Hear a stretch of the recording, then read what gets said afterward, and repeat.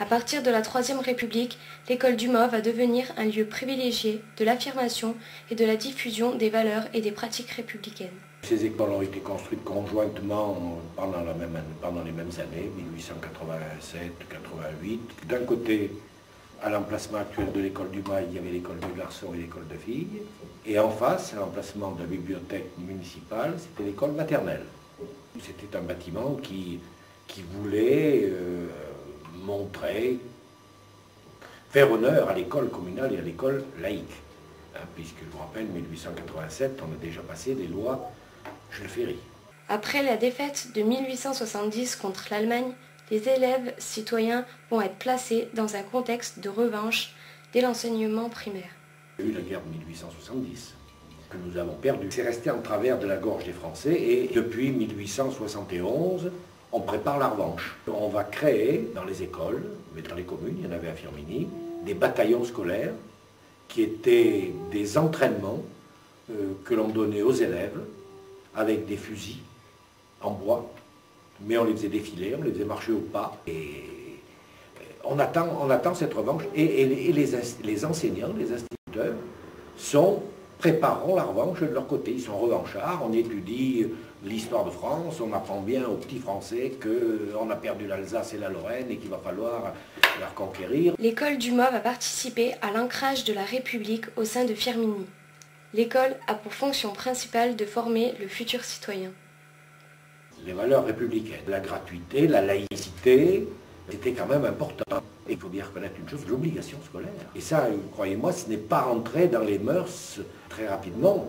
Les gens, dans les années encore 1950-1960, vous aviez encore des enfants dans les campagnes qui avaient des congés agricoles. Mais auparavant, c'était encore pire, ils n'y allaient pas. Et alors, imposer l'obligation, automatiquement, bien sûr, il y avait la gratuité, on ne peut pas faire l'un sans l'autre.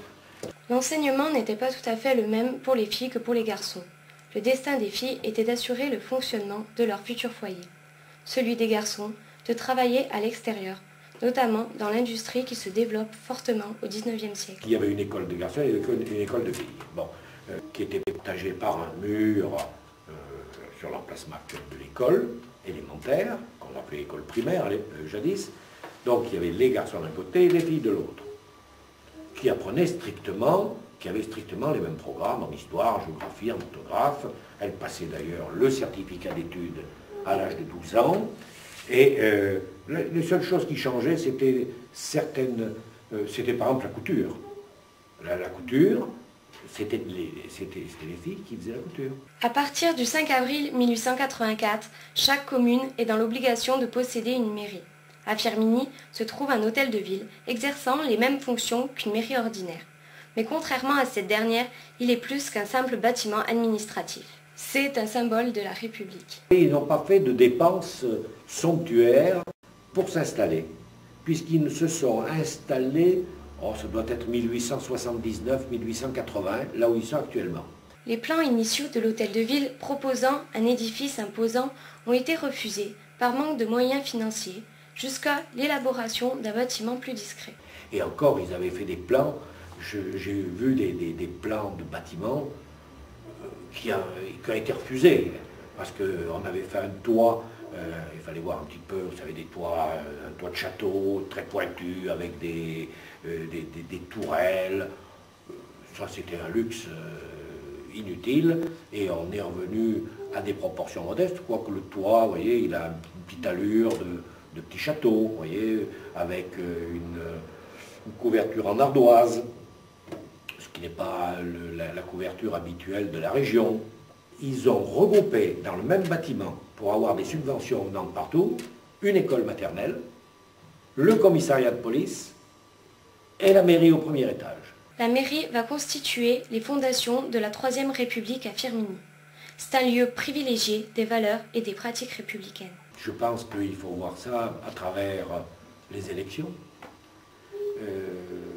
C'est bien sûr la mairie qui est le siège de toutes les échéances électorales, municipales, législatives, mais enfin, pour ce qui nous intéresse, c'est essentiellement les échéances municipales, les élections municipales. À partir de la Troisième République, l'État va peu à peu enraciner le régime républicain. Il construit des édifices destinés à la diffusion des valeurs et des pratiques républicaines. Parmi eux, l'école du Mans, un lieu de préparation à la citoyenneté et d'éducation. Mais aussi l'hôtel de ville qui représente la République et qui est également le lieu d'expression de la démocratie.